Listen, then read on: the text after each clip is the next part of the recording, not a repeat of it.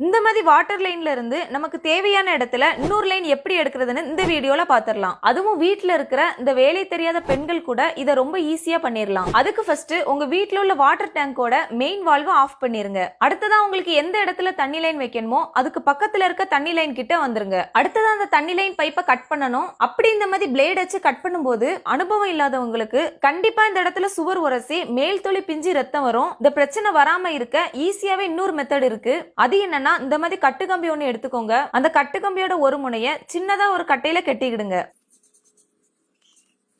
அடுத்ததான் அந்த கட்டு கம்பியோட இன்னொரு முனைய நம்ம கட் பண்ணக்கூடிய அந்த பைப்புக்கு பின்னாடி வழியா எடுத்துக்கிடுங்க. இப்ப இதே மாதிரி அந்த கட்டு கம்பியோட இன்னொரு முனையிலையும் சின்னதா கட்டையை வச்சு கட்டிருங்க. அடுத்தது அந்த ரெண்டு கட்டையும் கையில பிடிச்ச நிலையில இந்த கட்டு கம்பியை அந்த பைப்ல எந்த பகுதியில அறுக்கணுமோ அந்த இடத்துல வச்சிருங்க. அடுத்தது அந்த கட்டு கம்பியை முன்னையும் பின்னையும் கொஞ்சமா அழுத்தம் கொடுத்து இழுங்க.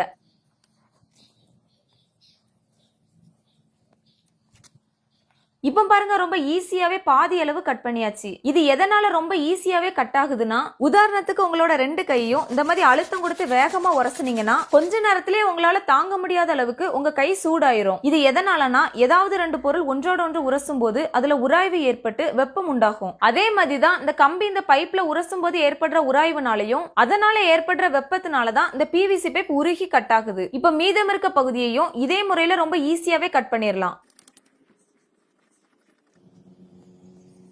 இப்ப பாருங்க, ரொம்ப ஈஸியாவே இந்த பிவிசி பைப்பை கட் பண்ணியாச்சு. இப்ப இந்த நல்லிய கொஞ்சமா மேல தூக்கி கட் பண்ண இடத்துல துரும்பு மாதிரி நீண்டுட்டு இருக்க பகுதியை ஒரு உப்பு தாள் வச்சு தேய்ச்சி எடுத்துடலாம். அடுத்ததா இதுல இருந்து எக்ஸ்ட்ரா ஒரு லைன் எடுக்கிறதுனால இந்த மாதிரி டீ ஒண்ணு வாங்கிக்கலாம். நமக்கு 3/4 இன்ச் பைப்புனால 3/4 இன்ச் டீ வாங்கியிருக்கோம். அடுத்ததா இதை ஒட்டுறதுக்கு பிவிசி பைப் ஒட்டக்கூடிய பசை ஒண்ணு வாங்கிக்கலாம். இப்ப இந்த பசைய பைப்லயும் டீலையும் அப்ளை பண்ணி மாட்டிடலாம். இப்போ டீயை கீழ் பகுதியில சூப்பரா மாட்டியாச்சு. அடுத்ததா மேல் பகுதியில கொஞ்சமா அழுத்தம் கொடுத்து மாட்டிடலாம். அடுத்ததா இதுல இருந்து நமக்கு எவ்வளவு தூரத்துக்கு வாட்டர் லைன் தேவையோ அவ்வளவு தூரத்துக்கு பைப்பை கட் பண்ணி மாட்டிடலாம்.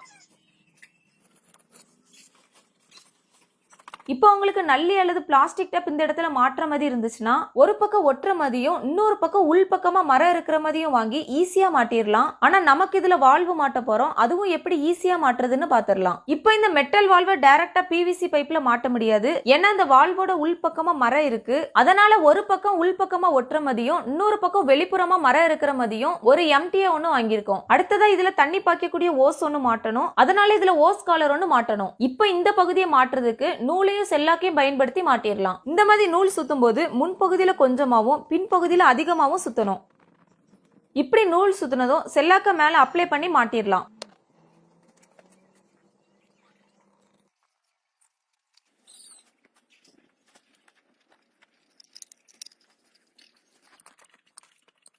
அடுத்ததா இதுல பசையை அப்ளை பண்ணி மாட்டிடலாம்.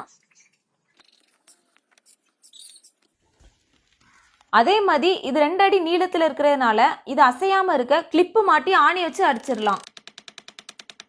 ஒருவேளை உங்களுக்கு ரொம்ப தூரமா அந்த மாதிரி பைப்பு கொண்டு வந்தீங்கன்னா ஒரு கிளிப்ல இருந்து 3 அடி தூரத்துல இன்னொரு கிளிப் அடிக்கணும். இப்ப சூப்பரா நம்ம இன்னொரு லைன் எடுத்தாச்சு. அடுத்ததா டேங்கோட மெயின் வால்வை ஆன் பண்ணிடலாம். இப்ப நம்ம மாட்டின வால்வை ஆன் பண்ணதே எப்படி தண்ணி வருதுன்னு பாருங்க. இந்த மாதிரி தான் உங்களுக்கு எந்த இடத்துல தண்ணி லைன் வேணுமோ அந்த இடத்துல ரொம்ப ஈஸியாவே எடுத்துடலாம். வீட்டுல இருக்க பெண்கள் இந்த மாதிரி சின்ன சின்ன வேலைகள் செஞ்சீங்கன்னா உங்க வீட்டுல உள்ள ஆண்கள் ரொம்ப சந்தோஷப்படுவாங்க.